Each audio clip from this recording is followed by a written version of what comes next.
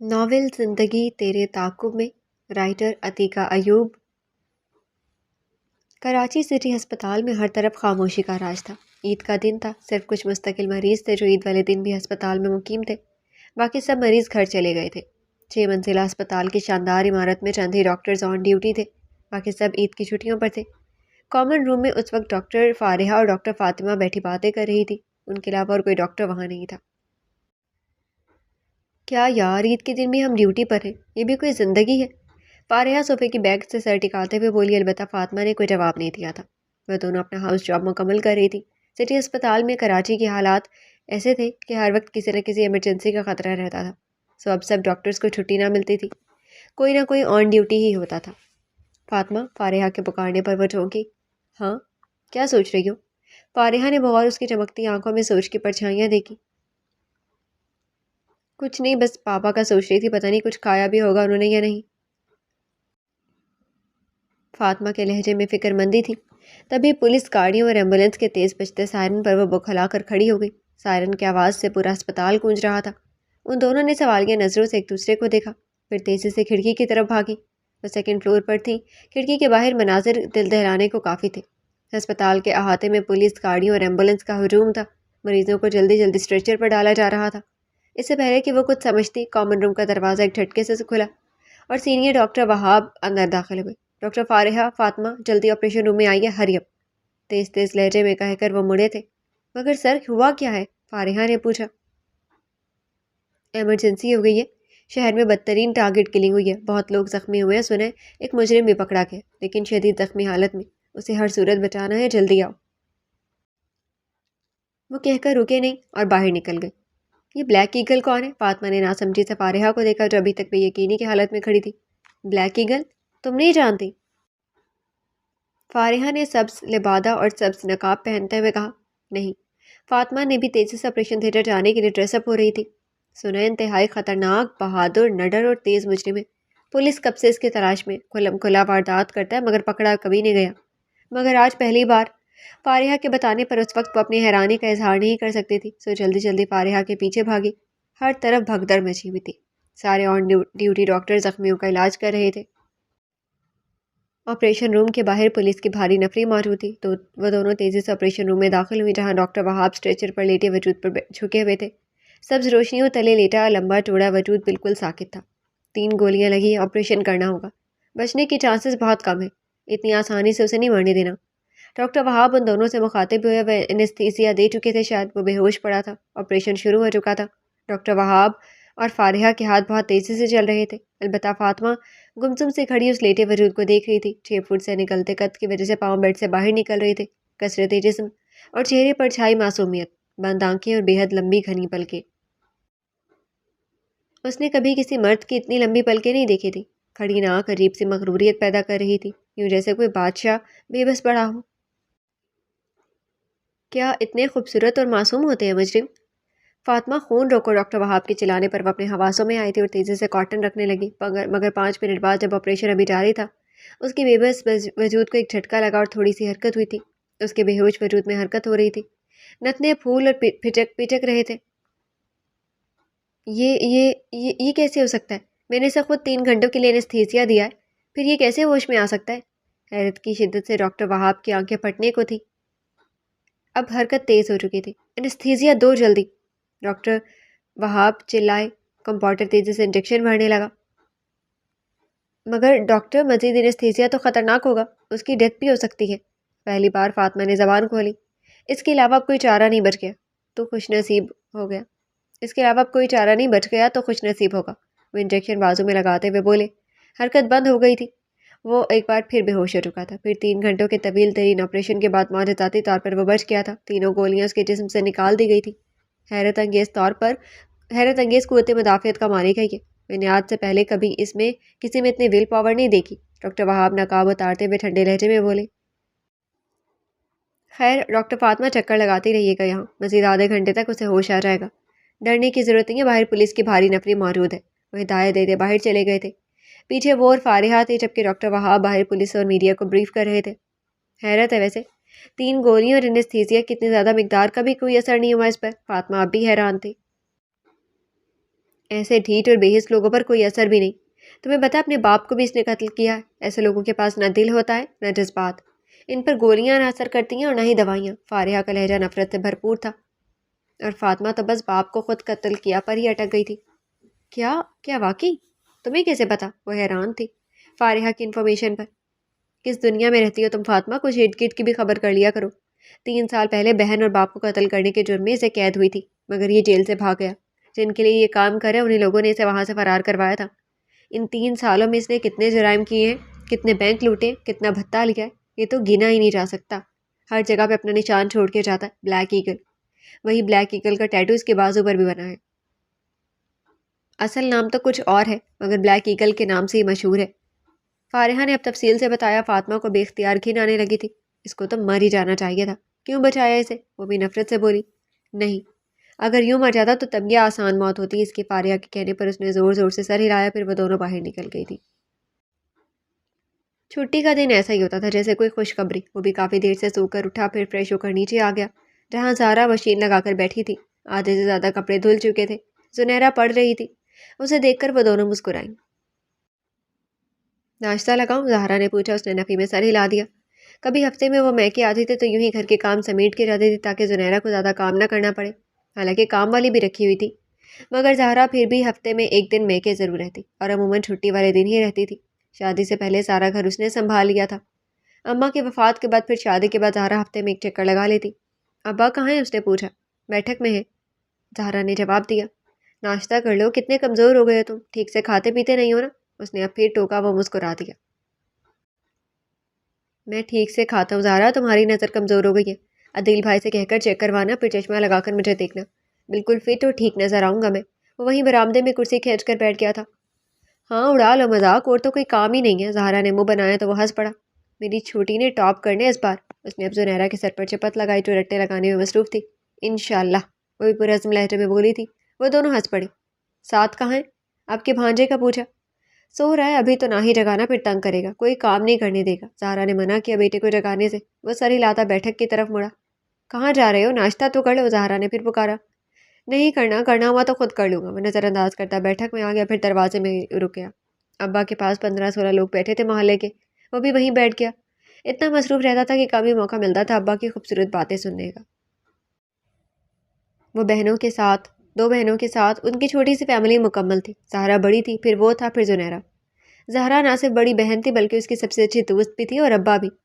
ابا police inspector تھے، مگر ساری زندگی اپنا دامن حرام سے بچا کر رکھا، اس لیے وہ اپنے اہم منصوبوں سے بہت پیچھے رہ گئے تھے۔ نہ اچھا گھر بنا سکے، نہ کار، نہ بینک بیلنس، لیکن اپنے بچوں میں انہوں نے یہی ایمانداری اور خلوص، نرمی اور سادگی کوٹ کوٹ کر بھرتی تھی۔ اس عمر میں بھی وہ اپنے فرائض کی ادائیگی میں ایسے ہی ہوشیار تھے جیسے جوانی میں محلے میں ان سے زیادہ کسی کو بھی قابل اعتبار نہ سمجھا جاتا تھا۔ لوگ ان کے پاس آتے اور مسئلے حل کرواتے، نہ صرف مسئلے حل کرواتے بلکہ ان کی خوبصورت باتوں سے بھی لطف اندوز ہوتے۔ وہ کوئی عالم نہیں تھے، نہ ہی اسکالر، بس ایک سادہ آدمی، مگر اس سادگی میں بھی علم کا سمندر چھپا تھا۔ اس کے ابا اس کے آئیڈیل تھے، وہ انہی جیسا بننا چاہتا تھا۔ اس وقت وہ ایم ایس سی کیمسٹری کا اسٹوڈنٹ تھا، یونیورسٹی سے آ کر ایک ورک شاپ پر پارٹ ٹائم جاب کرتا تھا۔ اپنی پڑھائی کا بوجھ وہ خود اٹھاتا تھا۔ زندگی بڑی سہل گزر رہی تھی۔ اسے پیچھے بیٹھتا دیکھ کر ابا چونکے، پھر ساتھ والی کی طرف متوجہ ہو گئے۔ مگر گناہ کیوں انسان کو اس شدت سے اپنی طرف کھینچتا ہے؟ گناہ سے بچنا ناممکن کیوں ہے؟ گناہ سے پناہ کیوں نہیں ملتی؟ وہ آدمی کہہ رہا تھا، وہ بھی سیدھا ہو کر بیٹھ گیا۔ گناہ ایک فطری چیز ہے اور فطرت سے کون بھاگ سکتا ہے؟ ابا مسکرا کر بولے۔ مگر رضوی صاحب، بھاگیں گے نہیں تو بچیں گے کیسے؟ یہ تو ہمیں جہنم میں کھینچ کر لے جائیں گے۔ وہ آدمی دوبارہ بولا۔ ابا اب بھی مسکرا رہے تھے۔ میں سمجھ رہا ہوں احسن صاحب کہ آپ کیا کہنا چاہ رہے ہیں، میں بتاتا ہوں آپ کو۔ گناہ نہیں، گناہوں پہ آ کے رک جانا انسان کو تباہی کی طرف لے جاتا ہے۔ گناہوں پر آ کر ٹھہر جانا لے کر جاتا ہے جہنم کی طرف۔ جہنم کے تو لفظی معنی ہی رک جانے کے۔ جو گناہ کرے پھر توبہ کر کے پلٹ آئے تو یہی گناہ اس کی عظمت کو 4 چاند لگا دیتا ہے، اللہ کو اس کے لیے رحیم بنا دیتا ہے۔ اور جو گناہ کرے پلٹے ہی نہ، مڑ کر ہی نہ دیکھے، وہیں ٹھہر جائے تو ابا سانس لینے کے لیے رکے۔ ٹھہر جانا ہی ہے، رک جانا ہی موت ہے۔ سانس رک جائے، جسم کی موت، دھڑکن رک جائے تو دل کی تباہی۔ مومن اپنی زندگی میں کبھی نہیں رکتا، گناہ کر کے پلٹ آتا ہے، وہ ایک نیکی پر بھی نہیں رکتا، آگے بڑھتا چلا جاتا ہے۔ مومن کی زندگی میں چلنا لکھا ہے، موت تک کی مسافت ہے، آرام نہیں۔ آرام اور سکون دنیا میں اس کے لیے تباہی ہے۔ ہاں، یہ نعمتیں اسے اخروی زندگی میں ہمیشگی کے ساتھ دی جائیں گی۔ آخرت میں اہمیت ہی ہمیشگی والے اعمال کی ہے۔ جس نے ہمیشہ گناہ کیا ہے، گناہ پر جمع رہا، رکا رہا، تو پھر یقیناً اس کے لیے حاویہ ہے، آگ ہے۔ گناہ گار دنیا میں بھی جلتا ہے، اس کا ضمیر اسے جلاتا ہے، اور وہ آخرت میں بھی جلتا ہے، جلنا اس کا مقدر ہے۔ ان کی آنکھیں اب نم ہو چکی تھی، ہر کوئی عقیدت سے انہیں دیکھ رہا تھا اور وہ فخر سے دیکھ رہا تھا۔ اسے فخر تھا کہ وہ عرفان رضوی کا بیٹا تھا، ایک عام مگر ایماندار پولیس انسپکٹر کا۔ کچھ دیر بعد آہستہ آہستہ سے لوگ نکلتے چلے گئے، پھر صرف وہ اور ابا رہ گئے کمرے میں۔ کچھ دیر اور آرام کر لیتے تم، ایک دن کا تو آرام ملتا ہے تمہیں چھٹی کا۔ ابا فکر مندی سے بولے، رات گئے تو وہ تھکا ہارا آتا تھا، صبح سویرے پھر چلا جاتا تھا۔ آرام کرنا تباہی ہے، رک جانا موت ہے، مومن کی زندگی میں چلنا لکھا ہے ابا۔ وہ چمکتی بھوری آنکھوں کے ساتھ مسکرایا تھا۔ ابا ہولے سے ہنس پڑے۔ انہیں فخر تھا کہ وہ ایک اچھا اسٹوڈنٹ تھا، سبق جلدی یاد کر لیتا تھا، پڑھایا ہوا۔ اب بھی وہ ان کی بات انہیں پر لوٹ آ گیا۔ شہروز، حنان آیا تم سے ملنے؟ زہرا کی آواز پر وہ چونکا، پھر باہر آ گیا جہاں حنان جرنل ہاتھ پہ لیے کھڑا تھا۔ کیا خیال ہے، بنائے نوٹس آج؟ حنان کے کہنے پر وہ مسکرایا۔ چلو آؤ۔ وہ رضامند ہوا، مگر تبھی زہرا آ گئی۔ پہلے ناشتہ کر لو تم، اور تم بھی حنان، اور مجھے پتا تم نے بھی نہیں کیا ہوگا۔ زہرا کے کہنے پر وہ دونوں ہنس پڑے۔ ٹھیک کہہ رہی ہیں آپ، میں نے واقعی ناشتہ نہیں کیا۔ اس نے مان لیا۔ زہرا مسکراتے ہوئے اندر چلی گئی ناشتہ لگانے۔ ICU میں شفٹ کر دیا گیا تھا اسے۔ آپریشن کے 1 گھنٹے بعد وہ اب بس بے ہوش تھا۔ پولیس اب بھی وارڈ کے باہر تھی۔ فاطمہ گاہے بگاہے چکر لگا رہی تھی۔ اس وارڈ میں بلیک ایگل کے علاوہ 2 اور مریض بھی تھے، دونوں کوما میں تھے۔ فاطمہ اندر آئی تو کمپاؤنڈر تلاوت لگا رہا تھا۔ یہ روز کی روٹین تھی ان دونوں کی کہ وہ ان دونوں کومے میں کئی مریضوں کو روز 2 گھنٹے قرآن پاک کی تلاوت سنائی چاہتی تھی۔ فاطمہ بلیک ایگل کا باڈی ٹیمپریچر دیکھنے لگی جو نارمل تھا، مگر وہ ہوش میں نہیں آ رہا تھا۔ سورۃ الزمر کی تلاوت شروع ہوئی تو بلیک ایگل کے جسم کو جھٹکا لگا، اب کہ اس کے جسم میں حرکت شروع ہو گئی۔ فاطمہ نے بے اختیار طویل سانس لیا۔ شکر ہے وہ ہوش میں آ رہا تھا۔ اس نے جھک کر اس کی آنکھوں کو کھولنا چاہا، مگر اب کہ وہ خود جھٹکے سے پیچھے ہو گئی۔ بند آنکھوں سے آنسو نکل کر گالوں پر پھیل رہے تھے۔ وہ ساکت ہو گئی۔ کیا وہ رو رہا تھا؟ اے لوگوں جو اپنی جانوں پر ظلم کر بیٹھے ہو، اللہ کی رحمت سے نا امید نہ ہونا۔ آنسوؤں میں تیزی آ گئی تھی۔ بے شک اللہ سارے گناہ معاف کر دیتا ہے۔ اب کہ اس کے منہ سے سسکی نکلی تھی، وہ دونوں ہاتھ منہ پر رکھے اسے دیکھ رہی تھی۔ اس کی بند آنکھوں سے بے تحاشا نکلتے آنسوؤں کی جھڑی دیکھ رہی تھی۔ وہ نیم بے ہوش تھا، اس کے ہونٹ ہل رہے تھے، وہ کچھ کہنا چاہ رہا تھا۔ فاطمہ قریب ہوئی۔ ال ال ال وہ لاشعوری طور پر بول رہا تھا، بے خبری کی حالت میں سر ہلا رہا تھا۔ اللہ۔ اب کہ اس کے منہ سے سسک کر اللہ نکلا تھا۔ اتنا درد، اتنا کرب تھا اس کی سسکی میں، یوں جیسے کوئی پوری شدت کے ساتھ اللہ کو پکار رہا ہو۔ فاطمہ پھٹی۔ اللہ اللہ اللہ۔ سسکیوں کے ساتھ ٹوٹ ٹوٹ کر الفاظ نکل رہے تھے۔ اتنا بڑا مجرم رو رہا تھا، رو کر کہہ بھی کیا رہا تھا، پکار بھی کس کو رہا تھا؟ وہ بے یقین سے پیچھے ہٹی، پھر ڈاکٹر وہاب کو بتانے کے لیے بھاگی۔ ڈاکٹر وہاب نے اس کے ہوش میں آنے کی خبر سنتے ہی اسے دوسرے کمرے میں شفٹ کروانے کے آرڈرز دیے۔ ایک بار پھر سخت سیکیورٹی میں اسے شفٹ کیا گیا۔ اب وہ اکیلا ایک کمرے میں تھا۔ وہ ڈاکٹر وہاب اور ڈاکٹر سعید اکٹھے اس کے کمرے میں آیا تھا۔ اس کا جسم شدید زخمی حالت میں بھی بستر میں جکڑا ہوا تھا تاکہ بھاگ نہ سکے۔ ان کے آنے پر اس نے نظر اٹھا کر دیکھا۔ کیا تھا ان آنکھوں میں؟ صرف سرد مہری، اتنی سرد مہری۔ فاطمہ کو لگا کہ وہ جم ہی جائے گی۔ بالکل بے تاثر آنکھیں تھیں۔ ایک نظر ڈالنے کے بعد وہ نظریں دوبارہ چھت پر جما گیا۔ چہرہ بھی آنکھوں کی طرح بے تاثر تھا، نہ تکلیف کے آثار تھے نہ بیزاری کے۔ کیسا محسوس کر رہے ہو اب؟ ڈاکٹر وہاب پروفیشنل لہجے میں پوچھا۔ کوئی جواب نہیں آیا۔ وہ چپ تھا، یوں جیسے سنا ہی نہ ہو۔ دیکھو بتاؤ ہمیں کہ کیسا محسوس کر رہے ہو تاکہ ہمیں پتہ لگے کہ تمہیں کتنی دیر لگے گی ٹھیک ہونے میں۔ ڈاکٹر سعید نے آگے ہو کر اسے ہلایا۔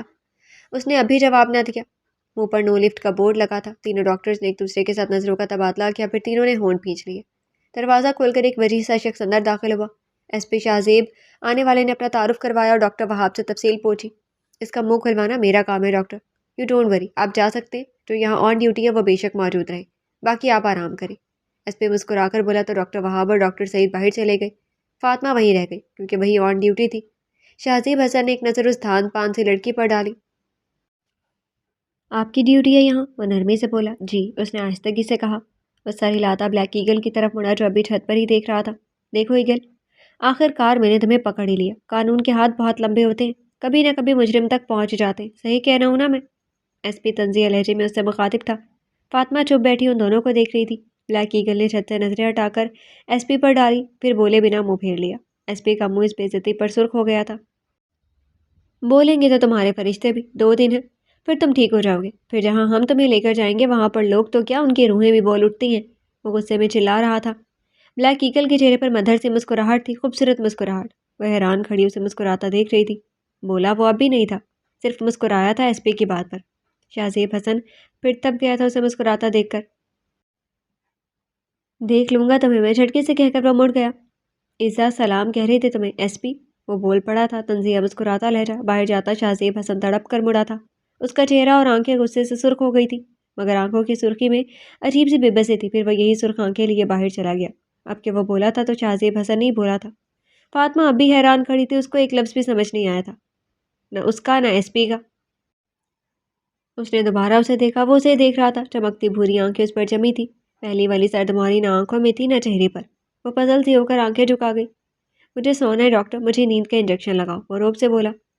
سوری، ابھی ہم آپ کو انجیکشن نہیں لگا سکتے، وہ بھی سنجیدہ لہجے میں بولی۔ جواباً وہ اسے گھورنے لگا، مگر وہ آنکھ نہیں ملا رہی تھی۔ اسے اعتراف تھا کہ سامنے لیٹے بندے کی آنکھوں میں دیکھنا ایک مشکل کام تھا۔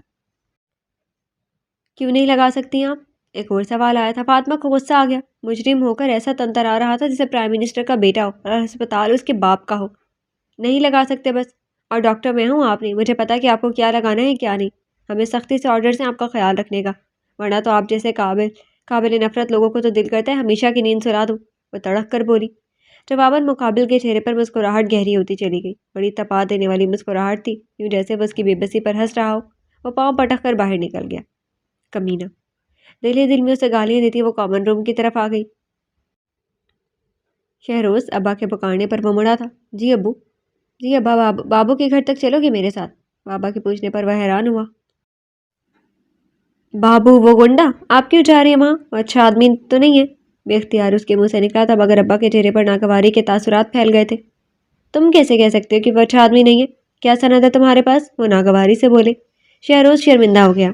اس کی شہرت اچھی نہیں ہے بابا، اس نے آہستگی سے کہا، اور وہ صحیح کہہ رہا تھا۔ محلے میں اس کی کاروائیاں مشکوک تھی، پتہ نہیں کیا کام کرتا تھا کیا نہیں، رہتا خوب ٹھاٹ باٹ سے تھا۔ 2 بار گرفتار ہو کر ابا کی ہی جیل میں گیا تھا۔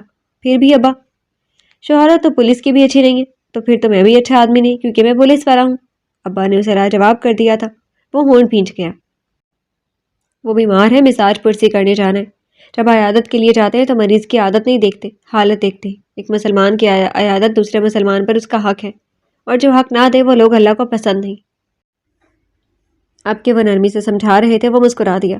چلے ابا، اس نے سر ہلا کر رضامندی دی اور ساتھ چل پڑا۔ بابو نے دیکھ کر حیران رہ گیا۔ السلام علیکم ورحمۃ اللہ وبرکاتہ۔ ابا نے کھنکار کر سلام کیا۔ بابو حیران سے انہیں بٹھا رہا تھا۔ کیسے ہو میاں؟ ابا نے پوچھا۔ ٹھیک ہوں رضوی صاحب، آپ یہاں؟ معاف کیجیے گا، مجھے آپ کے آنے کا مقصد سمجھ نہیں آیا، وہ سنجیدہ لہجے میں بولا۔ ابا مسکرا دیے۔ وردی کے بغیر آیا ہوں تو بنا کسی مقصد اور مطلب کے آیا ہوں، مقاصد تو وردی دیتے ہیں، ہم تو تمہاری طبیعت کا حال پوچھنے آئے تھے، سنا ہے بیمار ہو۔ ابا نے نرمی سے مسکراتے ہوئے کہا۔ بابو کے چہرے پر تلخ مسکراہٹ بکھر گئی۔ میرا حال؟ اتنی کرم نوازی اور محبت ہم جیسے لوگوں کو راس نہیں آتی، ہمیں ہماری اوقات میں ہی رہنے دے۔ ہمارا تذکرہ چھوڑو، ہم ایسے لوگ ہیں جن کو نفرت کچھ نہیں کہتی، محبت مار دیتی ہے۔ بابو کا لہجہ سرد ہو گیا تھا۔ ایسے نہیں کہتے بابو، ابا نے اسے روکا، پھر ہاتھ میں پکڑا ڈبہ اس کی طرف بڑھایا۔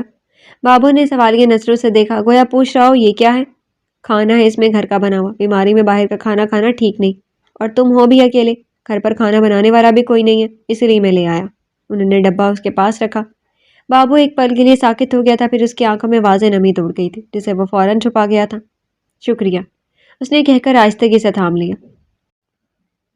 آپ تو دشمنی بھی پیار سے نبھاتے ہیں، اب کہ وہ مسکرا کر بولا۔ ابا ہنس پڑے۔ اس سارے عرصے میں وہ خاموش بیٹھا دونوں کو دیکھتا رہا تھا۔ افسوس میں آپ کی خاطرداری نہیں کر سکتا، مگر چائے بنا سکتا ہوں، وہی بنا لیتا ہوں۔ بابو اٹھ کھڑا ہوا۔ نہیں بابو، ہم چلتے ہیں، میرا بیٹا ہے نا، اس کے پاس وقت نہیں ہوتا زیادہ۔ ابا کی باتیں وہ سمجھتے سمجھتے پاگل ہو جائے گا شاید۔ بابو نے ایک نظر بیٹے پر بھی ڈالی، نوجوان، کھڑی ناک، یوں جیسے کوئی شہزادہ ہو۔ باپ کی نسبت بیٹے کے چہرے پر عجیب سی بے نیازی تھی، عجیب سی کشش۔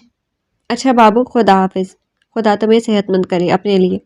انہوں نے اسے ہاتھ ملایا۔ شہروز نے بھی ابا کی تقلید کر کے ہاتھ ملایا، وہ ہر کام ابا کی تقلید میں کرتا تھا۔ اسے ہاتھ ملا کر بابو کو لگا جیسے کسی پتھر میں سے ہاتھ ملا لیا ہو، بڑے سخت ہاتھ تھے۔ اس نے بغور شہروز کو دیکھا، ہاتھوں جیسی سختی چہرے پر بہرحال نہیں تھی، مگر اپنے باپ جیسی نرمی بھی نہیں تھی اس کے چہرے پر۔ رات کو وہ گھر لوٹی تھی۔ عید کا سارا دن ہسپتال میں گزر گیا تھا۔ گھر آتے ہی وہ پاپا سے لپٹ گئی تھی۔ پاپا نے اس کا سر چوما تھا۔ آ گیا میرا بیٹا، انہوں نے اسے ساتھ لگایا۔ اس سے پہلے کہ وہ جواب دیتی اماں بھی آ گئی۔ کہہ دو اپنے ہسپتال والوں سے کم بخت عید کے دن تو چھٹی دیا کریں۔ لے دے کے میری بیٹی کی ڈیوٹی لگا دی آج بھی، اماں شروع ہو گئی تھی۔ ابھی تو ماس کی گوہر فشانیاں باقی تھی، وہ اور پاپا ہنس پڑے تھے۔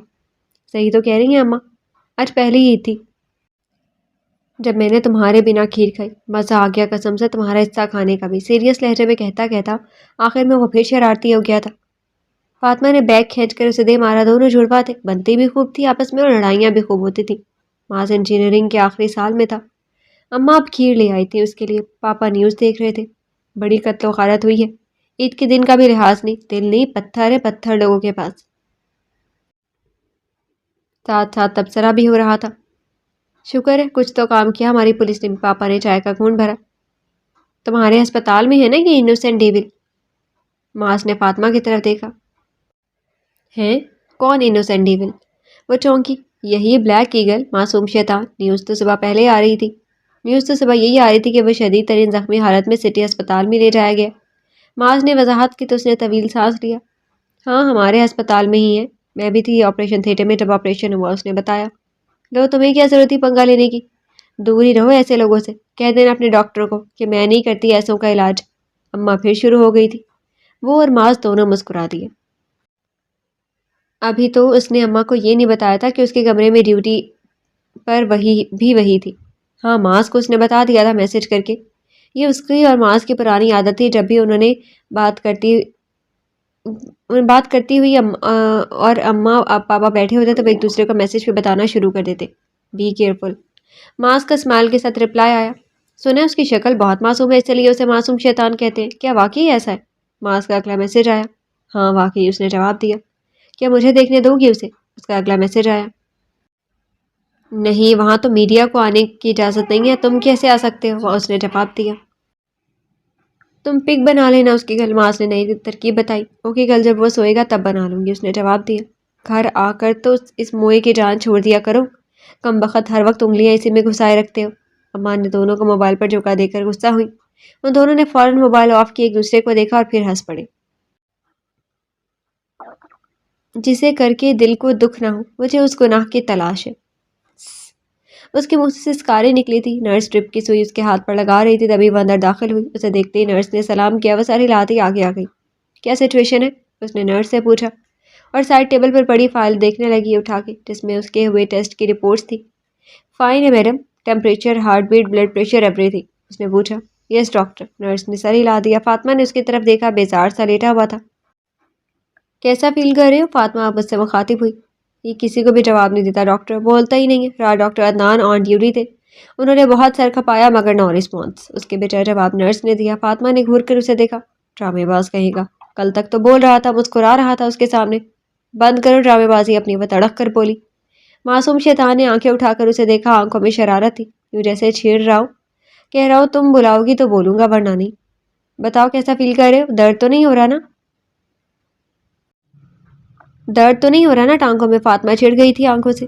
ہو رہا ہے، وہ آرام سے بول پڑا۔ نرس نے حیران ہو کر اسے دیکھا، پھر فاطمہ کو۔ کل ساری رات ڈاکٹر عدنان نے کوشش کر لی تھی، وہ نہیں بولا تھا۔ کتنا ہو رہا ہے؟ کھچاؤ محسوس ہو رہا ہے یا الرجی سی ہو رہی ہے یا اریٹیشن؟ فاطمہ آگے ہوئی اس کے قریب۔ کھچاؤ، وہ سکون سے بولا۔ لگ تو نہیں رہا تھا کھچاؤ کہیں سے؟ فاطمہ نے مشکوک نظروں سے دیکھا، چہرے پر تو اذیت کے آثار بھی نہ تھے۔ میں سچ بول رہا ہوں، وہ گویا اس کا چہرہ پڑ گیا تھا، آنکھوں میں اب بھی شرارت تھی، کوئی پرواہ ہی نہیں تھی۔ یہاں سے بچ کے بھی تو پھانسی ہی چڑھنا تھا اس نے، پھر بھی کوئی پریشانی نہیں تھی، نہ ہی خوف۔ وہ چپ چاپ اس کے ٹانکے دیکھنے لگی۔ ابھی تازہ تازہ ہے نا، جب بھی تکلیف ہو رہی ہے، ہو جائیں گے ٹھیک، فاطمہ نے تسلی دی۔ میری باڈی کیوں کلپڈ ہے؟ اس نے پوچھا۔ مجرموں کو باندھ کے ہی رکھا جاتا ہے، وہ تڑک کر بولی۔ بھلا یہ بھی کوئی پوچھنے والی بات تھی؟ اوپر سے کم بخت ایسی معصومیت سے پوچھتا، واللہ پیار آتا تھا۔ وہ مسکرا دیا تھا جواب سن کر۔ زخمیوں کو تو باندھ کے نہیں رکھا جاتا؟ مسکراتے ہوئے پوچھا۔ فاطمہ نے گھورا۔ مسکراتے ہوئے اس کے دونوں گالوں پر گڑھے ابھر رہے تھے۔ وہ اسیر سی ہو گئی۔ ایک لمحے کے لیے یوں لگا جسے قدیم دور میں چلی گئی ہو، یوں جیسے سامنے کوئی یونانی دیوتا کھڑا ہو اور وہ ایک عام سی پجارن جو کچھ نہ بول سکے۔ وہ سحر زدہ سے دیکھ رہی تھی، مقابل کے ہونٹے پر مسکراہٹ گہری ہوتی چلی گئی تھی۔ وہ تو بنا کچھ کہے مسکرا کر ہی جیت گیا تھا، ادھر سے سارے ہتھیار آزما کر بھی وہ ہار گئی تھی۔ واپس آ جائے، پھر آخر اس نے کہا تھا۔ وہ جھٹکے سے حواسوں میں لوٹی تھی۔ آنکھیں اس کی آنکھوں سے ملی، اس کی آنکھیں بھی مسکرا رہی تھی اپنی فتح پر۔ وہ شرمندگی سے آنکھیں چرا گئی۔ باندھنے کی بات کرتے کرتے وہ باندھ گیا تھا اسے۔ پولیس کھڑی ہے باہر؟ وہ پوچھ رہا تھا۔ مجھے نہیں پتا، فاطمہ نے خود کو کمپوز کیا۔ وہ اسے جواب دینے کی پابند نہیں تھی، وہ انجیکشن لگا رہی تھی۔ میں سونا نہیں چاہتا، وہ انجیکشن دے کر منہ بنا رہا تھا۔ نخرے تو دیکھو سرکار کے، اٹھ کر جیل جانا تھا اور نخرے ایسے تھے جیسے صدر مملکت کی سیٹ پر بیٹھنا ہو۔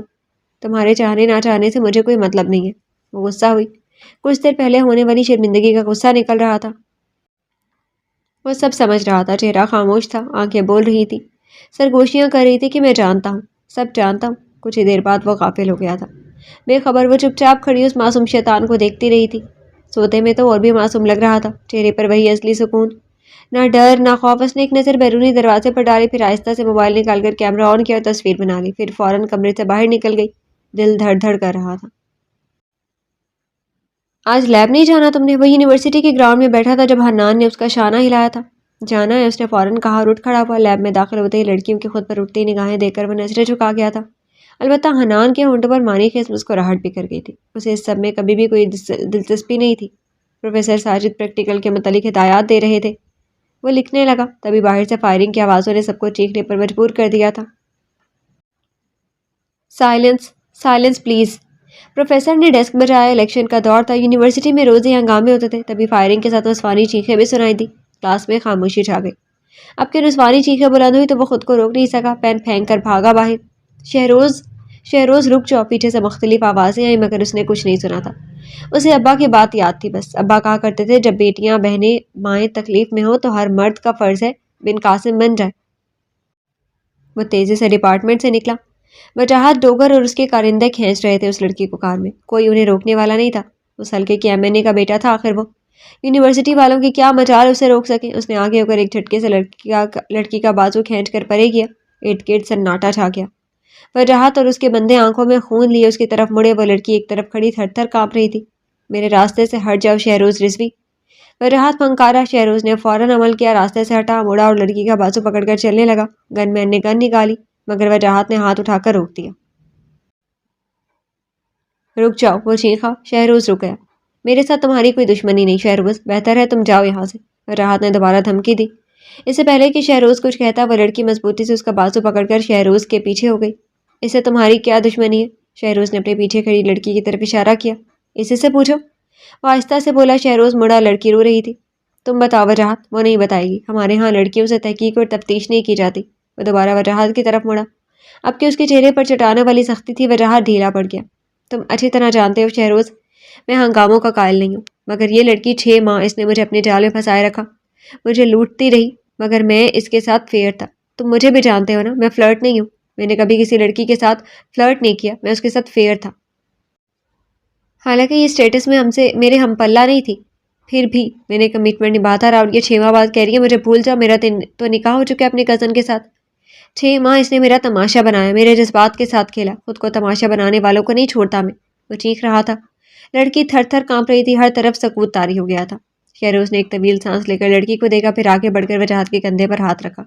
کول ڈاؤن، اس نے آہستہ سے کہا، مگر وجاہت اب بھی لال پیلا ہو رہا تھا۔ معافی بہترین انتقام ہے وجاہت، چلے جاؤ یہاں سے، اس نے کہا۔ وجاہت نے جھٹکے سے اس کا ہاتھ پرے کیا اور چلا گیا۔ سب حیرانی سے شہروز کو دیکھ رہے تھے، لیکن وہ دیکھے بنا لڑکی کی طرف متوجہ ہوا تھا۔ لڑکیاں غرور ہوتی ہیں، اپنا بھی، اپنے گھر والوں کا بھی۔ افسوس اس غرور کو وہ خود توڑ دیتی ہیں۔ چلو گھر اپنے۔ اس نے اس کے سر پر ہاتھ رکھا، پھر اسے ساتھ لے کر چلنے لگا، پھر رکشہ کروا کر اسے بٹھایا اور لوٹ آیا۔ محمد بن قاسم بننے کے لیے ضروری تو نہیں تھا کہ نیک بیٹیوں کی پکار پر ہی جایا جائے، بیٹیاں تو بیٹیاں ہوتی ہیں۔ اسے آج کم از کم ابا کی یہ بات سمجھ آ گئی تھی کہ بیٹیاں بیٹیاں ہی ہوتی ہیں، چاہے غلط ہوں یا چاہے صحیح۔ ابن آدم کا حق ہے کہ وہ ان پر نرمی کرے۔ ایک اور بات جو اس کی سمجھ میں آئی تھی وہ یہ کہ ہمیشہ ابن آدم میں غلط نہیں ہوتا۔ وجاہت اس کا کالج فیلو رہا تھا، وہ کہ اب وہ فزکس میں تھا اور شہروز کیمسٹری میں، مگر اس نے پھر بھی مان رکھا تھا شہروز کی مان کر۔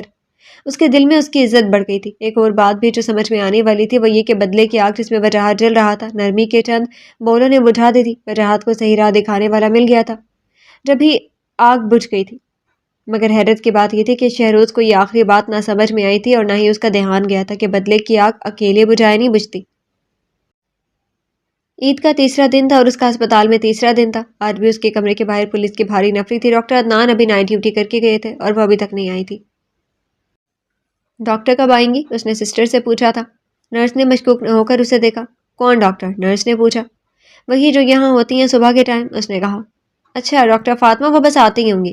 نرس کے کہنے پر اس نے سر ہلا دیا، مگر نام سن کر اس کی آنکھوں کی چمک بڑھ گئی تھی۔ تبھی وہ آ گئی تھی دروازہ کھول کر، پیچ کلر کے سوٹ میں، وائٹ اوور آل پہنے، سر پر دوپٹہ اوڑے، آسمان سے اتری ہور لگ رہی تھی وہ۔ اس کے چہرے پر چھائی بیزاری فوراً دوڑ گئی تھی۔ وہ فریش ہو گیا تھا، اسے دیکھتے ہی آتے ہی وہ اس کی نبض دیکھنے لگی، پھر مڑی۔ ڈاکٹر عدنان نے دوا تبدیل کی ہے؟ وہ سسٹر سے پوچھ رہی تھی۔ جی ڈاکٹر۔ سسٹر نے سر ہلایا، وہ چپ چاپ دوائیں دیکھنے لگی۔ کیا نئی دواؤں سے آرام فیل ہو رہا ہے تمہیں؟ اب کہ وہ اس کی طرف متوجہ ہوئی تھی، اور وہ تمہیں پر بے اختیار مسکرا دیا۔ جتنے بھی ڈاکٹرز آئے تھے آپ بھی کہتے تھے، بڑی دلیری سے وہ تم کہتے تھے۔ ہو رہا ہے درد، اس نے مختصر جواب دیا۔ وہ اس کی طرف دیکھنے سے گریز کر رہی تھی، اسیری سے بچنے کی کوششیں کر رہی تھی۔ اسے ہنسی آ گئی۔ کوشش بھی تو دیکھو کب ہو رہی تھی، جب کام ہو گیا تھا۔ اسیر ہونے کے بعد اسیری سے رہائی طلب ہو رہی تھی۔ صحیح، وہ بھی بس ہوں ہاں ہی کر رہی تھی۔ پھر چلی گئی۔ وہ طویل سانس لے کر سر ٹکا کے اور وہ نیچے آ گئی۔ کیسا ہے تمہارا مریض؟ فارحہ نے اسے کامن روم میں آتا دے کر پوچھا۔ ٹھیک ہے، وہ آہستہ سے بولی۔ سے پہلے کہ فاریہ کچھ اور پوچھتی، فائرنگ کی تیز آوازوں سے وہ دونوں اچھل پڑی۔ ہسپتال کے کمپاؤنڈ میں زبردست فائرنگ ہو رہی تھی، ہر طرف بھگدڑ مچ گئی تھی۔ باہر نکلنے کے لیے بیک ڈور کھول دیا گیا تھا۔ بلیک ایگل کے روم کے باہر موجود ساری پولیس نیچے بھاگی۔ بالآخر 1 گھنٹے کے بعد فائرنگ کرنے والے گرفتار ہو گئے تھے۔ دو لوگ تھے، اور تگنی کا ناچ نچا کر رکھ دیا تھا سب کو۔ ان کے پکڑے جانے پر حالات معمول پر لوٹے، بیک ڈور بند کر دیا گیا، ڈاکٹرز واپس اپنی ڈیوٹی پر چلے گئے تھے۔ فاطمہ بھی اٹھ کر اوپر آ گئی تھی۔ پولیس بھی واپس روم میں کے باہر آ گئی تھی۔ وہ دروازہ کھول کر اندر داخل ہوئی، اور دوسرے لمحے اس کے منہ سے چینخ نکل گئی تھی۔ کمرہ خالی تھا، وہاں کوئی نہیں تھا۔ بلیک ایگل بھاگ چکا تھا۔ لعنت ہے اتنی نفری پر، لعنت ہے! ایک بندہ چکما دے کر بھاگ گیا، وہ بھی شدید زخمی حالت میں، اور تم کچھ نہ کر سکے، کچھ بھی نہ کر سکے۔ ایس پی شاہ زیب برس رہا تھا۔ سارے سپاہی سر جھکا کر کھڑے تھے۔ یہ وہی روم تھا جہاں سے وہ بھاگا تھا۔ ایک طرف ڈاکٹر وہاب، دوسرے سینئر ڈاکٹرز اور ڈاکٹر فاطمہ بھی کھڑے تھے۔ سر وہ نیچے فائرنگ ہوئی، تم ادھر بھاگے تو ایک من آیا۔ وہ فائرنگ تمہارا دھیان بٹانے کے لیے ہی کی گئی تھی، شاہ زیب چلایا، اور تم سارے کے سارے نیچے بھاگے۔ یہی تو پلان تھا ان کا، فائرنگ کروا کے تمہارا دھیان ادھر لگا دیا۔ بھگدڑ مچ گئی اور وہ نکل گیا۔ وہ مٹھیاں بھینچ رہا تھا۔ اس کا بس نہیں چل رہا تھا کہ بلیک ایگل اس کے سامنے آیا اور وہ اسے کچا چبا جائے۔ مگر اس کی باڈی تو کلپ تھی۔ پھر وہ اب کہ فاطمہ بولی، ایسے کلپ سے رکنے والا نہیں، وہ اسے راڈز میں بھی ٹکر دیتے، وہ تب بھی بھاگ نکلتا۔ ایس پی ہونٹ چباتے ہوئے بولا۔ فاطمہ چپ چاپ پیچھے ہٹ گئی، دل میں ایک دم ویرانی سے اتر آئی تھی۔ وہ خالی خالی نظروں سے اس بیڈ کو دیکھتی رہی تھی جہاں کچھ گھنٹے پہلے وہ لیٹا ہوا تھا۔ پھر ایک طویل سانس لے کر باہر آ گئی اور ڈاکٹر فارحہ کو بتا کر گھر چلی آئی۔ بلیک ایگل بھاگ گیا؟ اس کے گھر آتی معاذ نے پوچھا۔ وہ یقیناً خبریں سن چکا تھا۔ ہاں، اس نے مختصر جواب دیا اور آگے بڑھ گئی۔ تم نے تصویر نہیں بنائی اس کی؟ میں نے کہا بھی تھا تمہیں، معاذ نے پھر پکارا۔ فاطمہ مڑ گئی، ایک نظر اپنے ہاتھ پہ پکڑے موبائل پر ڈالی اور پھر موبائل پر گرفت سخت کر لی۔ نہیں، میں نے نہیں بنائی، کہہ کر وہ تیزی سے مڑ گئی۔ زندگی میں پہلی بار اس نے معاذ کے ساتھ جھوٹ بولا تھا، مگر وہ کسی کو نہیں بتانا چاہتی تھی کہ اس کے پاس اس کی فوٹو ہے۔ فی الوقت وہ اسے صرف اپنے پاس رکھنا چاہتی تھی، صرف اپنے پاس۔ معصوم شیطان کی یہ بھاگنے والی شیطانی اسے اداس کر گئی تھی۔ وہ کیوں اداس تھی اسے خود بھی سمجھ نہیں آ رہا تھا۔ نہ ہی اسے اس سے نفرت محسوس ہو رہی تھی اور نہ ہی غصہ آ رہا تھا۔ کیا بات ہے ابا، کچھ پریشان ہے؟ وہ کب سے دیکھ رہا تھا ابا کو یوں خاموش لیٹے۔ زنیرہ بھی 2-3 مرتبہ پوچھ چکی تھی۔ نہیں بیٹا، انہوں نے تسلی دی۔ نہیں، کچھ تو ہے، کیا ہوا ہے؟ اب کہ زنیرہ بولی، وہ دونوں اٹھ کر ابا کے تخت پر آ بیٹھے۔ ابا مسکراتے ہوئے اٹھ گئے۔ جس باپ کی تمہارے جیسی اولاد ہو وہ پریشان نہیں ہوا کرتے۔ انہوں نے دونوں کو ساتھ لگایا، آنکھیں نم ہو رہی تھی۔ زہرا سے ملنے کا بہت دل کر رہا تھا، اسے لے ہی آتے شہروز۔ انہوں نے کہا، کل لے آؤں گا ابا۔ وہ فوراً مان گیا۔ کل کس نے دیکھا ہے؟ ابا کا لہجہ، وہ چونک کر انہیں دیکھنے لگا۔ زنیرہ، ابا آپ ٹھیک ہیں؟ اس نے تڑپ کر کہا۔ زنیرہ تو رونے لگی تھی۔ ارے میری گڑیا بیٹی، میری بیٹی تو بہت بہادر ہے، رو کیوں رہی ہے؟ ابا نے اس کے سر پر ہاتھ رکھا، وہ اور شدت سے رونے لگی۔ شہروز پریشان ہو گیا تھا۔ کیا ہوا ہے ابا، کچھ تو بتائیں، اس نے اصرار کیا۔ ابا مسکرا دیے تھے۔ کچھ نہیں ہوا شہروز۔ انہوں نے طویل سانس لے کر دوبارہ ان دونوں کو ساتھ لگا لیا۔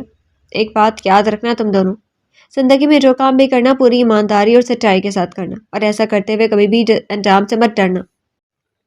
انسان کو زندگی ایک بار ہی ملتی ہے، اور اصل بات تو یہ ہے کہ جو زندگی ہم جی رہے ہیں یہ تو خواب ہے۔ آنکھ تو مرنے کے بعد کھلے گی، زندگی تو وہاں شروع ہوگی جس میں موت نہیں ہوگی۔ تو کوشش کرنا کہ خواب میں تو اچھے کام کر سکو۔ ان کا لہجہ بھرا گیا تھا۔ تم میرا غرور ہو زینی۔ انہوں نے زنیرہ کا ماتھا چوما۔ اس غرور کو ٹوٹنے نہ دینا کبھی۔ بہادر اور اچھی بیٹیاں خود کو توڑ لیتی ہیں، ماں باپ کے غرور کو نہیں ٹوٹنے دیتی۔ وہ اس کے آنسو صاف کر رہے تھے۔ اور تم میرا مان ہو شہروز، غرور ٹوٹنے کا تو اتنا دکھ بھی نہیں ہوتا جتنا مان جانے کا ہوتا ہے۔ میرا مان نہ توڑنا کبھی، ایمانداری کو اپنا اوڑھنا بچھونا بنا لینا۔ وہ اب شہروز کا ماتھا چوم رہے تھے، پھر وہ اٹھ گئے۔ میں ذرا زہرا سے ملا ہوں، وہ میری سب سے صابر بیٹی ہے، انہوں نے کہا اور چلے گئے۔ پیچھے سے وہ دونوں ساکت بیٹھے تھے، بالکل ساکت۔ خوش آمدید، خوش آمدید، ویلکم بیک، سلطان نے کھڑے ہو کر اسے گلے لگایا۔ میرا شیر لوٹ آیا ہے، جاؤ اعلان کرو آج جشن ہوگا یہاں۔ جشن؟ سلطان دونوں ہاتھ اٹھا کر بول رہا تھا، اس کے چہرے پر پھیلی مسرت اور خوشی اندھا بھی دیکھ سکتا تھا۔ وہ خوش تھا، بے تحاشا خوش۔ ابھی تم آرام کرو، تمہارے زخم ٹھیک ہو جائیں پھر بات کریں گے۔ سلطان نے اس کا شانہ تھپکا۔ میری زندگی میں آرام کا لفظ نہیں ہے سلطان، آئندہ میرے لیے یہ لفظ بولنا بھی مت۔ اس کا لہجہ سرد ہو گیا تھا۔ وہاں موجود کچھ لوگ اسے رشک، کچھ حسد اور کچھ حسرت سے دیکھ رہے تھے۔ وہی تو تھا واحد جو سلطان کے آگے بولتا تھا اور سلطان کا بھی برا بھی نہیں مانتا تھا۔ سلطان کا لاڈلا تھا، وہ لاڈلا شیر۔ اب بھی وہ ہنس پڑا تھا۔ اوئے میرے شیر، چل جا پھر جو تیرا دل کرتا ہے کر۔ اس نے فوراً الفاظ واپس لیے۔ وہ اٹھا، لنگڑا کر چلنے لگا۔ وہ کبھی ہے کل آدمی اسے سہارا دینے کو بڑھے، مگر اس نے ہاتھ اٹھا کر روک دیا اور ویسے ہی چلتا وہ اوپر آ گیا۔ کمرے میں آتے ہی وہ بیڈ پر گر گیا۔ تبھی کمرے کا دروازہ جھٹکے سے کھلا اور خوبصورت سی لڑکی اندر داخل ہوئی۔ اسے دیکھ کر وہ دوبارہ اٹھ بیٹھا۔ Congratulations devil and welcome back, وہ بولی۔ یاقوتی لبوں سے الفاظ نکل رہے تھے، دکھنے میں یوں لگتا تھا جیسے میدے کی بنی ہوں۔ نازک سے وہ مسکرا رہا تھا۔ ایس پی کو تمہارا سلام کہا تھا، وہ بولا۔ اب کے آنے والے کے چہرے کی مسکراہٹ سمٹ سی گئی تھی۔ اوہ، وہ بولی، پھر دوبارہ ہنس پڑی۔ ان کی نظریں نہ جان پائیں ہماری اچھائیاں محسن، ہم جو سچ میں خراب ہوتے تو سوچو کتنے فساد ہوتے۔ اس نے شرارت سے شعر پڑھ کر بلیک ایگل کو دیکھا، وہ بھی ہنس پڑا تھا۔ میں ایس پی بن کر جواب دوں تمہیں اس کا؟ اس نے پوچھا، ایذان سر ہلایا۔ کس کے دل میں کیا چھپا ہے یہ رب ہی جانتا ہے۔ دل جو بے نقاب ہوتے تو سوچو کتنے فساد ہوتے۔ وہ گمبھیر لہجے میں شعر پڑھ رہا تھا۔ ایذان سر جھکا لیا، وہ آنکھوں میں آئی نمی چھپا رہی تھی۔ کیسا تھا وہ؟ کچھ دیر بعد وہ خود پر قابو پاتے ہوئے بولی، ٹھیک، لیکن تمہارا نام سنتے ہی چپ لگ گئی تھی اسے۔ اس نے عادت کے مطابق سچ بولا تھا۔ ایزا ہونٹ بھیج گئی۔ آئی وش کہ تمہیں عقل آ جائے۔ بلیک ایگل کے بولنے پر وہ اٹھ کھڑی ہوئی۔ اینڈ آئی وش کہ مجھے موت آ جائے، اس نے سن کر دینے والے لہجے میں کہا۔ موت نہیں مانگتے کبھی بھی، وہ ٹوک رہا تھا۔ پہلے تو مانگنے پر جیسے سب کچھ مل گیا، میں جو اب موت بھی مل جائے گی۔ اس کا لہجہ طنزیہ تھا۔ وہ میز سے جوس اٹھا کر گلاس میں انڈیلنے لگی۔ اور تم مجھے پاگل کہہ رہے ہو؟ اپنے متعلق کیا خیال ہے؟ اب کہ وہ اس کی طرف مڑی۔ میں ایک برا آدمی ہوں، اپنے متعلق بس میں اتنا ہی جانتا ہوں، وہ کہہ کر سر جھکا گیا تھا۔ تم سے زیادہ اچھا آدمی کوئی نہیں ہے ڈیول، میں بھی بس اتنا ہی جانتی ہوں، وہ جوس سے تھماتے ہوئے بولی۔ ایس پی بھی نہیں؟ اس نے پوچھا۔ اب کہ وہ ہنس پڑی تھی۔ نہیں، اس نے تسلی دی۔ اب کہ وہ دونوں ہنس پڑے۔ جھوٹی، اس نے ہنستے ہوئے گلاس تھام لیا تھا۔ تمہیں کیا ہوا؟ اتنے چپ کیوں ہو گئی ہو؟ معاذ نے اسے ٹہوکا دیا تھا۔ ایسے ہی لگ رہا تھا جیسے خزاں کی شام اتر آئی ہو اس پر۔ کچھ نہیں، مجھے کیا ہونے، وہ آہستہ سے بولی تھی۔ وہ دونوں ٹی وی لاؤنج میں بیٹھے تھے۔ آج اس کا ہسپتال سے آف تھا۔ وہ دونوں لیٹ اٹھے تھے اور ناشتہ کر کے بیٹھے تھے۔ کچھ تو ہوا ہے، تم کبھی اتنا چپ نہیں رہتی۔ معاذ بھائی ہی نہیں، دوست بھی تھا۔ رگ رگ سے واقف اس کی آنکھوں میں پانی بھرنے لگا۔ کچھ نہیں ہوا، وہ کہہ کر اٹھ گئی اور باہر آ گئی۔ لان میں پالتو کبوتر آزادانہ پھر رہے تھے۔ وہ کبھی ان کو دیکھتی، کبھی ایک طرف پنجرے میں بند عقاب کو۔ عقاب معاذ کا تھا، 1 سال پہلے لے کر آیا تھا وہ۔ اسے عقاب اچھے نہیں لگتے تھے، مگر آج وہ پہلی بار بغور اسے دیکھ رہی تھی۔ بلیک ایگل، اس کے ہونٹوں نے بے آواز حرکت کی۔ معاذ کبھی بھی عقاب کو کھلا نہیں چھوڑتا تھا۔ اسے ڈر ہی رہتا تھا کہ کہیں وہ اڑ کر بھاگ ہی نہ جائے۔ اتنا تو وہ بھی سمجھ گئی تھی کہ ایگلز کو کھلا نہیں چھوڑنا چاہیے، وہ اڑ جاتے ہیں، بھاگ جاتے ہیں، کسی کے لیے نہیں رکتے۔ مجرموں کو باندھ کے رکھا جاتا ہے۔ اسے اپنی آواز آئی۔ زخمیوں کو تو باندھ کے نہیں رکھا جاتا، اس نے کہا تھا۔ مجھے سونا ہے، مجھے انجیکشن لگا دو۔ مجھے نہیں سونا، پلیز مجھے انجیکشن مت لگاؤ، درد ہو رہا ہے۔ اپنی بہن اور باپ کا قاتل ہے وہ انوسینٹ ڈیول، بلیک ایگل کے نام سے جانا جاتا ہے۔ خون سے رگے ہیں اس کے ہاتھ، طرح طرح کی آوازیں۔ اس نے ہاتھ کانوں پر رکھ لیے تھے۔ وہ قابل نفرت تھا اور وہ نفرت کرنے کے قابل بھی نہیں رہی تھی۔ اس نے چھوڑا ہی نہیں تھا اسے اس قابل۔ اسے تو بس وہ آنکھیں ہی بے بس کر گئی تھی۔ ڈاکٹر عدنان کے بلانے پر تو یہ بولے ہی نہیں۔ بند کرو ڈرامے بازی، عقاب اس کی نظریں خود پر جمی محسوس کر کے پھڑپھڑا رہا تھا۔ وہ یہاں رہائی کا کہہ رہا ہو، مگر وہ آئندہ وہ کبھی سوچے گی بھی نہیں اس کو رہا کرنے کا، ورنہ پہلے تو معاذ کے عقاب کو وہ اکثر آزاد کرنے کا سوچتی۔ اب تو اسے پتہ لگ گیا تھا عقاب کا کام ہی اڑان بھرنا ہے، بھاگنا ہے، رکنا نہیں۔ ان کو آرام سے نفرت ہوتی ہے۔ فاطمہ تم رو رہی ہو؟ ماس کب وہاں آیا اسے پتہ ہی نہ چلا. اس نے سٹ پٹا کر اسے دیکھا، پھر اپنے گالوں پر ہاتھ پھیرا جو بھیگے ہوئے تھے. اف، وہ رو رہی تھی اور اسے خبر ہی نہیں تھی کہ وہ رو رہی تھی. ماس حیران و پریشان اسے دیکھ رہا تھا. اس نے دونوں ہاتھ منہ پر رکھے اور اندر کی طرف بھاگی. اب اس کی سسکیاں نکل رہی تھی. ال ال ال اللہ اللہ. کوئی اس کے اندر سسک رہا تھا. آیت سن کر نیم بے ہوشی میں تڑپ رہا تھا. وہ بھی تڑپ رہی تھی. MSc کیمسٹری فرسٹ سیمسٹر میں وہ ٹاپ کر گیا تھا. آج رزلٹ کا اعلان ہوا تھا. وہ بے تحاشا خوش کر لوٹا تھا. سب سے پہلے ابا کو بتانا چاہا تھا. گھر کے قریب آتی اسے عجیب سی ویرانی کا احساس ہوا تھا. دوپہر کا وقت تھا. ہر طرف خاموشی تھی. وہ سر جھٹکتا آگے بڑھا. گیٹ بجانے کے لیے ہاتھ گیٹ پر رکھا. ہاتھ رکھتے ہی گیٹ کھل گیا. بجانے کی ضرورت ہی پیش نہیں آئی تھی. ان کے گھر کا گیٹ کھلا تھا. یہ کیسے ہو سکتا ہے؟ وہ تیزی سے اندر داخل ہوا. صحن میں کوئی نہیں تھا. کیاری میں لگا سکھ چین کا درخت بھی جیسے آج زیادہ بوڑھا ہو گیا تھا. عجیب یاسیت ٹپک رہی تھی اسے. زنیرہ، ابا. اس نے صحن میں آواز لگائی. کوئی جواب نہیں آیا. وہ پریشان سے ابا کے کمرے کی طرف دوڑا. دروازہ کھولتے ہی وہ ساکت ہو گیا. آنکھیں پھٹ گئی تھی. ایک لمحے کے لیے سانس بھی رک سا گیا تھا. دوسرے لمحے اس کی چیخ نکل گئی. ابا ابا ابا. وہ چیختا ہوا اندر بڑھا تھا. کمرے میں خون ہی خون تھا. ابا فرش پر گرے ہوئے تھے. ابا. وہ چیختا ہوا جھکا اور پھر ایک بار پھر ساکت ہو گیا تھا. بیڈ کے نیچے سے خون بہتا ہوا آ رہا تھا. وہ جھکا اور دوسرے لمحے اس کی چیخوں سے پورا گھر گونج اٹھا تھا. بیڈ کے نیچے سرخ وجود اس کی بہن کا تھا. سنیرا سنیرا سنیرا. اس نے اسے باہر کھینچا تھا. وہ پوری شدت سے رو رہا تھا. ابا کہتے تھے شہروز بڑے حوصلے والا ہے. ابا غلط کہتے تھے. اس کی بہن کا سر خون سے رنگین تھا، یوں جیسے کوئی نوکیلی چیز اس کے سر پر لگی ہو. اس کی نظریں اس کی بند مٹھی پر تھی جس میں کانچ دبا تھا. تو کیا اس نے خود کو مارا ہے؟ اس کے بازو کی آستین ادھڑی ہوئی تھی. کیا ہوا تھا وہاں؟ وہ ابا کی طرف مڑا. ابا کا سینہ خون سے رنگین تھا. انہیں یقیناً گولیاں ماری گئی تھی. وہ اپنا حواس کھو رہا تھا. پاگلوں کے انداز میں وہ ان دونوں کو دیکھ رہا تھا. پھر ابا کے پاس گرا پسٹل اس نے اٹھایا. اس کے ہاتھ پر لگا. زنیرا کا خون بھی پسٹل پر لگ گیا تھا. تبھی بھاری بھوٹوں کی آواز پر اس نے سر اٹھایا. سامنے پولیس کھڑی تھی. وہ کھڑا ہو گیا. پسٹل اس کے ہاتھ میں تھا. وہ انہیں بتانا چاہتا تھا کچھ. آنسوں سے اس کی آواز گلے میں دب گئی تھی. وہ چیخنا چاہتا تھا، وویلا کرنا چاہتا تھا، مگر you are under arrest mister Shehroz Rizvi. الفاظ تھے یا بم؟ آج قیامت کا دن تھا. قیامت آ گئی تھی. ہتھکڑیاں اسے لگائی جا رہی تھی. باہر لوگ اکٹھے ہو گئے تھے. وہ چیخ رہا تھا. ابا کی طرف دوڑ رہا تھا، مگر اسے پولیس کی گاڑی میں لے جایا جا رہا تھا. لاشوں کو ہسپتال لے جایا جا رہا تھا. ابا ابا. زنیرا زنیرا. اس کی چیخیں گلی میں گونج رہی تھی. وہاں موجود ہر بندہ رو رہا تھا. پورا محلہ اکٹھا ہو گیا تھا. تب کہاں تھے سب جب یہ ظلم ہوا تھا؟ پولیس کیسے آ گئی وہاں؟ ان باتوں کا ہوش کسے تھا؟ لوگ تو حیران کھڑے تھے. خون سے اٹے دو وجود ایمبولینس میں ڈالے جا رہے تھے اور یہی خون پولیس کی گاڑی میں اس کے ہاتھوں پر تھا. وہ بلک رہا تھا، سسک رہا تھا. کوئی اس کی نہیں سن رہا تھا. کوئی بھی نہیں. کمرے عدالت میں خاموشی طاری تھی. دلائل اور ثبوت پیش ہو چکے تھے. اپنے باپ اور بہن کا قاتل تھا. وہ کٹہرے میں کھڑا تھا نڈھال. جج کے فیصلے کا انتظار تھا. 7 پردوں میں رہنے والی اس کی بڑی بہن زہرا بھی وہیں بیٹھی بلک رہی تھی. پچھلے 1 ہفتے سے وہ جیل میں تھا. سنا تھا ایک دنیا آئی تھی اس کے باپ اور بہن کے جنازے پر. بس سنا ہی تھا. وہ سن ہی سکتا تھا. اب ابا کا مان ٹوٹ گیا تھا. وہ ان کے جنازے میں نہیں تھا. ان کا مان ہی آخری مسافت میں ساتھ نہیں تھا. ہاں، غرور وہ اپنا ساتھ لے گئے تھے. رو رو کر اب تو آنکھوں کا پانی بھی ختم ہو گیا تھا. اس کے چہرے اور گردن پر نیل کے نشانات تھے. ایسے ہی نشانات کمر پر بھی تھے، مگر وہ نظر نہیں آ رہے تھے. کپڑوں کی وجہ سے پولیس والوں نے مار مار کر اسے پاگل کر دیا تھا. وہ دھاڑے مار مار کر روتا. وہ سمجھتے مار کھانے پر ہو رہا ہے، جبکہ وہ ابا کو یاد کر کے روتا. سنیرا پر روتا. سب سے برا حال زہرا کا تھا. سوجی آنکھیں لیے وہ عدالت میں بیٹھی تھی. وہ ان سے کہہ رہا تھا کہ اس نے کچھ نہیں کیا. وہ تو اپنے ابا پر جان دے سکتا تھا. لے کیسے لیتا؟ وہ تو کسی کی بیٹیوں کے لیے بھی بن قاسم تھا، پھر اپنی گڑیا کے لیے. مگر اس کے پاس اپنی بے گناہی کا کوئی ثبوت نہیں تھا، اور نہ ہی اس کے علاوہ کوئی گنہگار پکڑا گیا تھا. ساری زندگی اس نے صاف ستھری گزاری تھی. ابا اور زنیرا کا خواب تو ٹوٹ گیا تھا. ابا خواب بھی تو کہا کرتے تھے اس زندگی کو، لیکن اس کا خواب ڈراؤنے خواب میں بدل گیا تھا. سامنے سکتے میں بیٹھی زہرا، عدیل، حنان، وہ انہیں نہیں دیکھ رہا تھا. وہ کسی کو بھی نہیں دیکھ رہا تھا. آنکھوں کے سامنے بس خون تھا. خون. Silence please. جج کی آواز پر ہال میں خاموشی چھا گئی تھی. تمام گواہوں اور ثبوتوں کا پیش نظر رکھتے ہوئے یہ عدالت مجرم شہروز رضوی کو عمر قید کی سزا سناتی ہے. نکارہ بچ گیا تھا.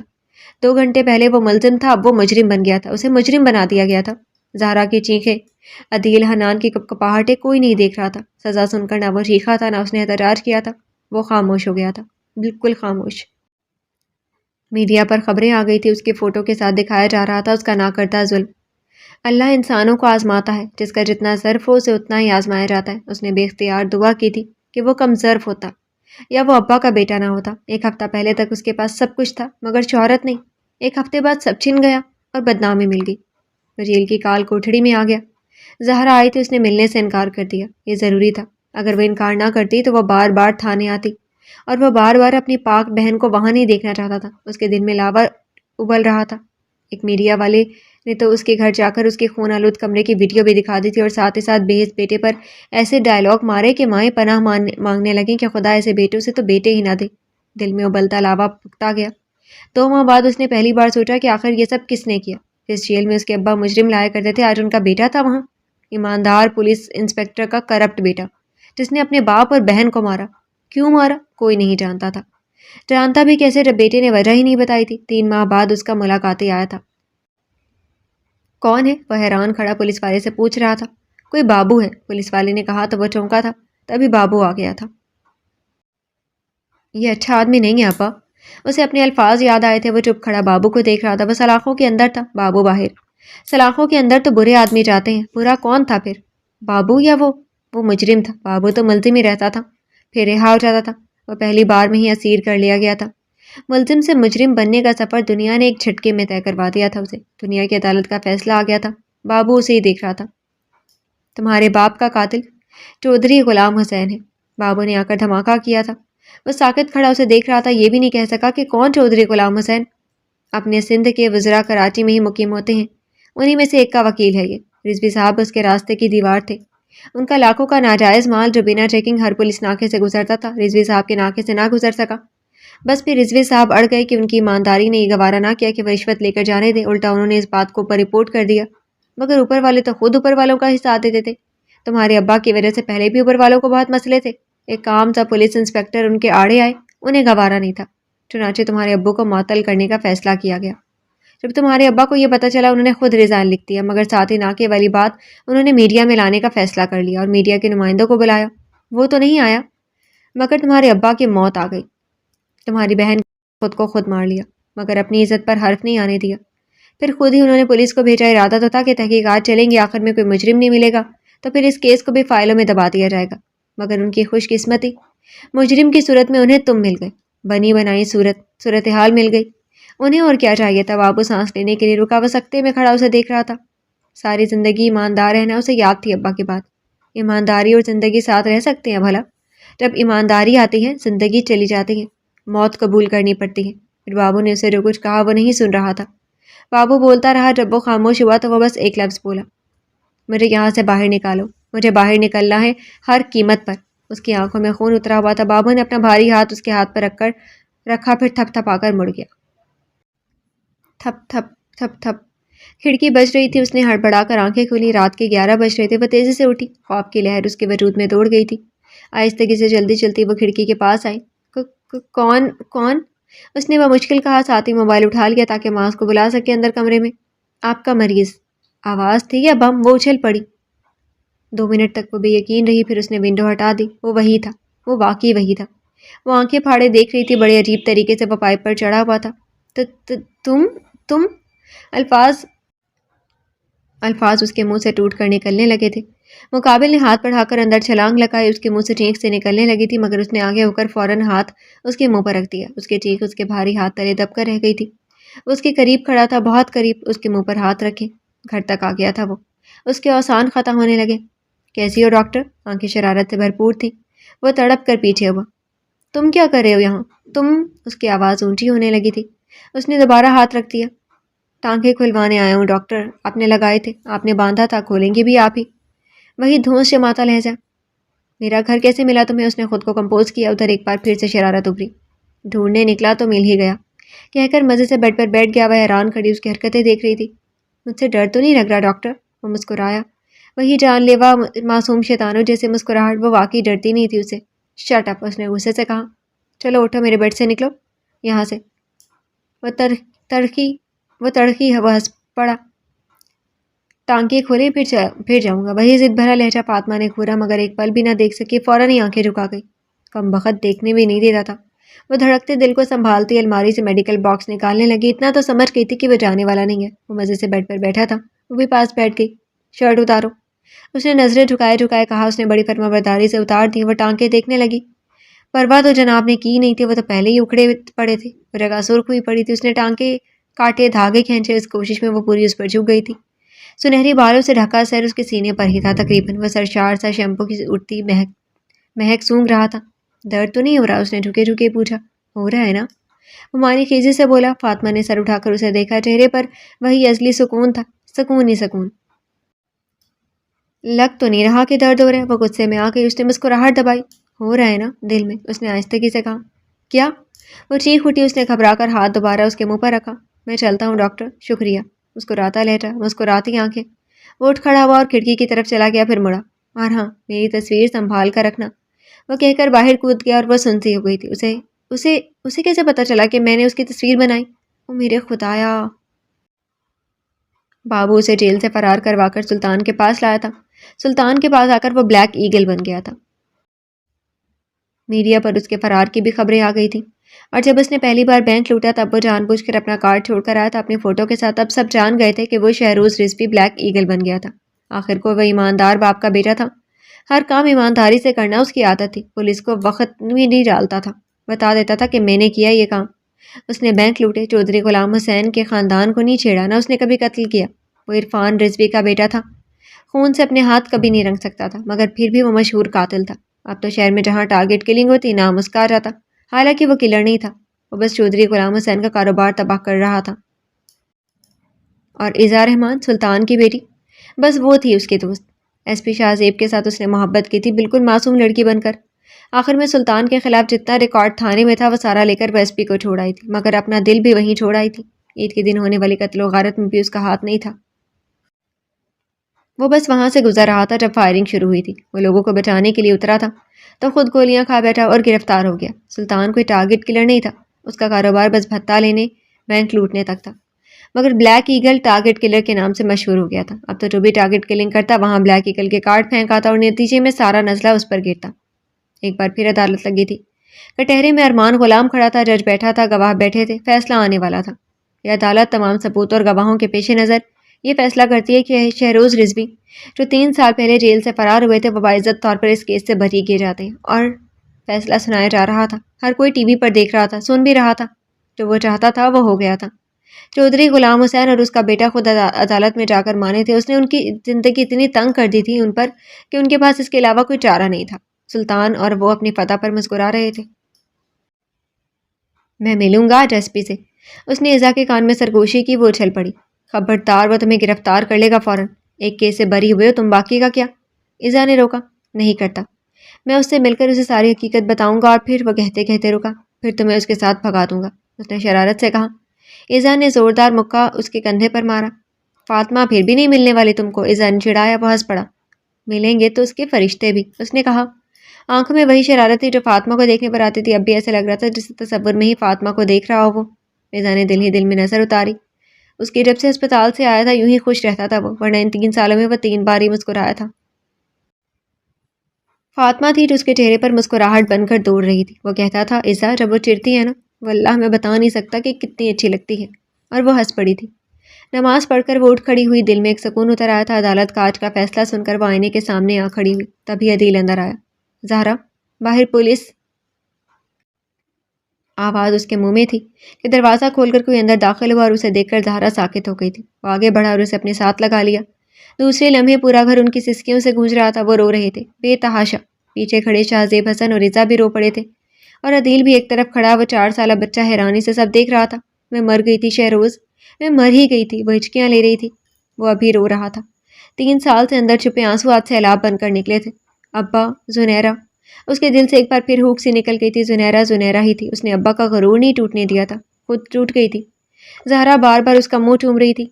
ये साद इतना बड़ा हो गया? उसने हैरानी से साद को देखा जो शर्मा रहा था, फिर तड़प कर उसे साथ लगा लिया था। एक बार फिर आंखों से आंसुओं का सैलाब निकला था। कुछ खसारे ज़िंदगी में कभी पूरे नहीं होते, कुछ कमी हमेशा रह जाती है, कुछ कसक रह जाती है। उसे अब्बा याद आए और बड़ी शिद्दत से याद आए थे। आंखें जलने लगी थी। मुबारक मुबारक, हर तरफ से मुबारक सलामत का शोर गूंज उठा। अब वो गले मिल रहे थे। उसके चेहरे पर खुशियों का मौसम था। ज़हरा भी खुश थी और साथ भी। अभी उसका निकाह फातिमा से हुआ था। ब्लैक ईगल आज दुल्हा बन गया था। हैरत की बात थी ना, मगर इस सबके पीछे शाहजेब हसन था जो अपनी बीवी इज़ा रहमान के साथ खड़ा मुस्कुरा रहा था।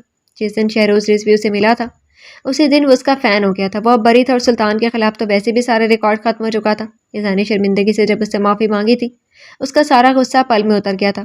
محبت کرنے والوں کو بھلا محبوب پہ کہاں غصہ آتا ہے. وہ ایزا سے کیا ملا، اسے زندگی مل گئی تھی. پھر فاطمہ کے گھر والوں کو منانے والا بھی وہی تھا. کچھ دیر بعد فاطمہ کو اس کے ساتھ لا کر بٹھا دیا گیا تھا. ڈیپ ریڈ فراک میں وہ آسمان سے اتری ہور لگ رہی تھی. آنکھیں جھکی ہوئی لرز رہی تھی، دل دھڑک رہا تھا. اس کے ساتھ بیٹھتی اس کی آنکھوں میں شرارت اتر آئی تھی. ابھی نکاح ہوا تھا، رخصتی 2 ماہ بعد تھی. میں آج پھر آؤں گا ڈاکٹر، کھڑکی کھول کے رکھنا. اس نے شرارت سے سرگوشی کی. وہ بے اختیار سمٹ سی گئی. پھر دکھاؤں گا تمہیں کہاں کہاں درد ہوتا ہے تمہیں دیکھ کر. وہ مزید شرارتی ہوا. وہ سرخ ہو گئی. لوگ چاند سورج کی جوڑی کہہ رہے تھے.